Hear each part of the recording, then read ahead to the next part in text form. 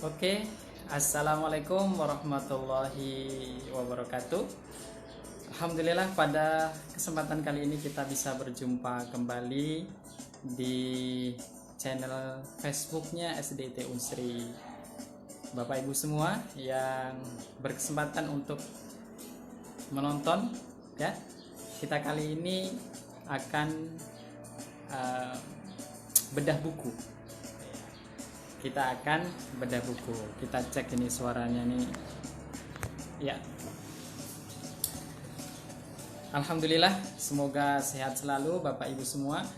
Kali ini di SDT Unsri kita akan bedah buku berjudul, nah ini bukunya. Nah, kalau dari situ terbalik ya.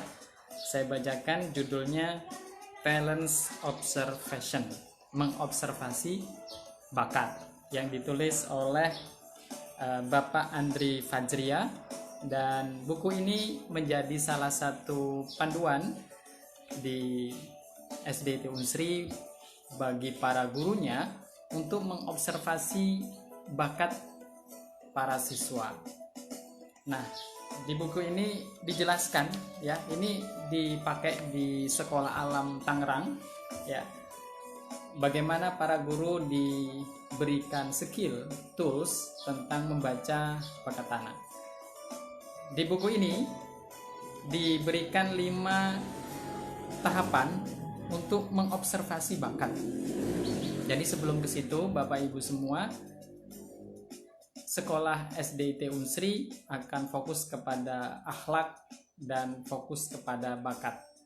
Nah, di sisi bakat ini kita pakai buku ini sebagai wawasan, tools, dan bagaimana mengobservasi bakat itu.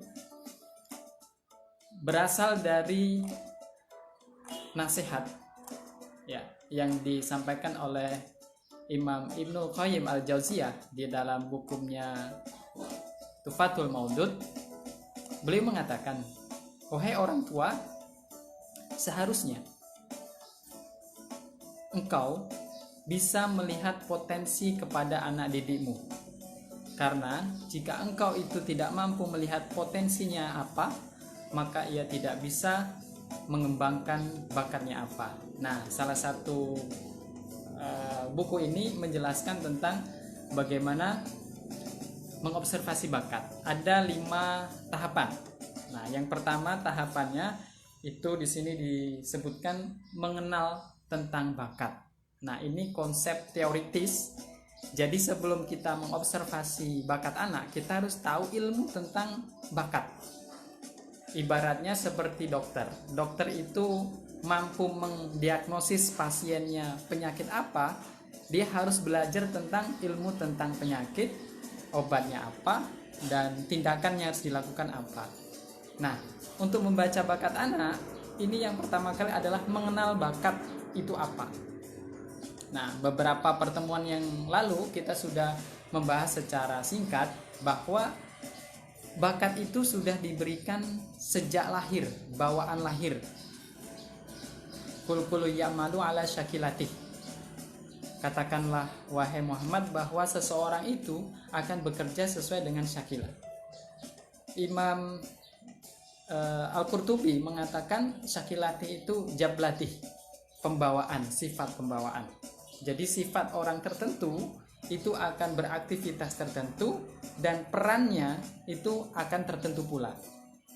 Nah, maka penting juga kita melihat sifat-sifat unik anak kita. Nah, tools yang perlu kita dalami dalam membaca bakat ini tentang talent mapping.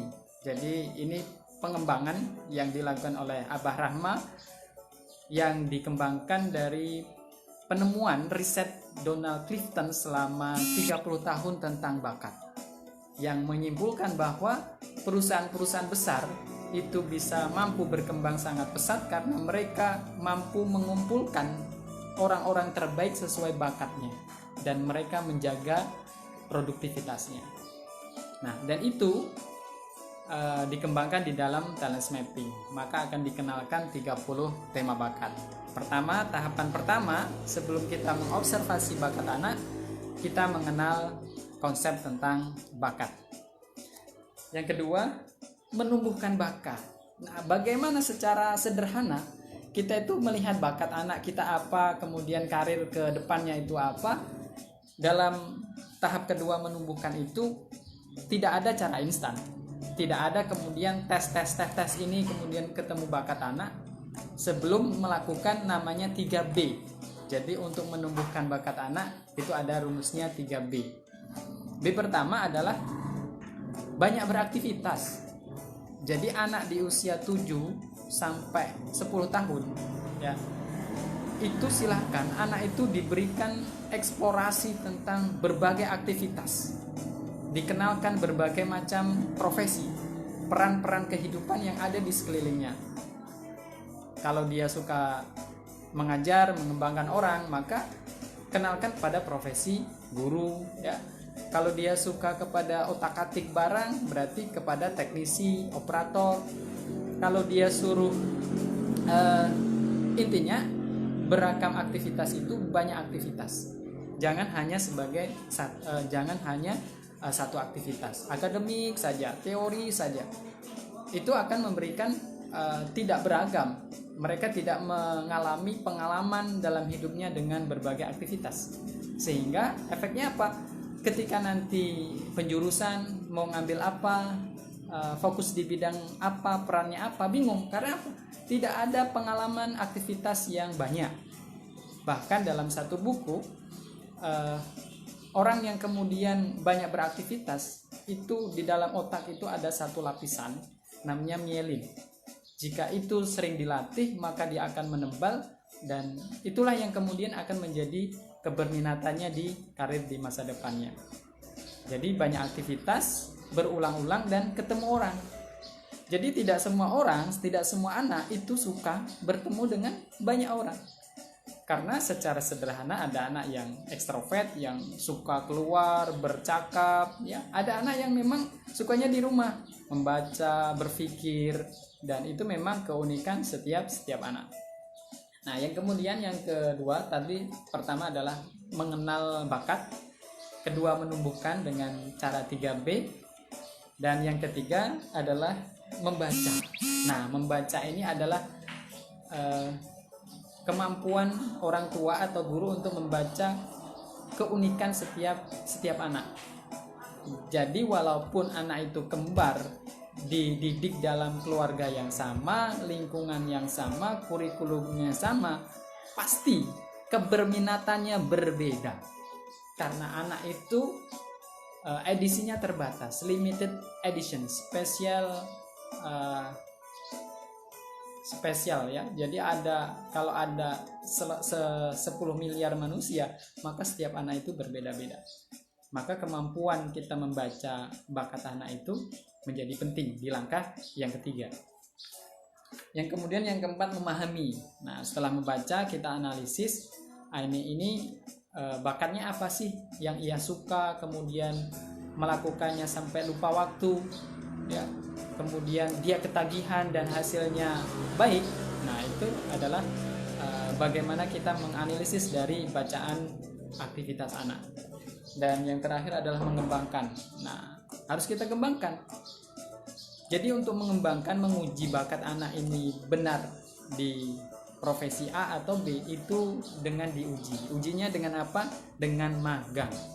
Ya, magang ke usaha orang, ke tempat kerja sebuah instansi ya. Itu nanti ada levelnya magang itu. Kalau kata Ibu Dina Syarifah, itu ada 3 tingkat. Magang level 1, level 2, level 3, sehingga di usia 10 tahun anak itu sudah muncul keberminatannya, dia akan berperan di bidang apa. Dan di Singapura pun anak SD itu sudah dilakukan penjurusan. Ada kategori fast track ya, jalur cepat, ada yang normal, ada yang slow. Nah, itu di usia SD sudah ketahuan, karena anak di usia 10 tahun itu sudah tahu dia mau berminat di bidang apa. Nah, itu perlu diuji. Diujinya dengan apa? Dengan magang ya. Kita kenalkan di dunia nyata. Dan selama ini memang akademik ya, sekolah di Indonesia kita tidak memungkiri bahwa penjejalan atau bertumpuknya akademik itu kemudian membatasi kreativitas aktivitas anak untuk mencoba pengalaman-pengalaman yang real ya. Kalau mau jujur juga, tidak semua yang kita pelajari di SD, SMP, SMA, bahkan kuliah itu kita pakai di dalam dunia nyata gitu ya. Sekolah penting, tapi jauh lebih penting adalah belajar.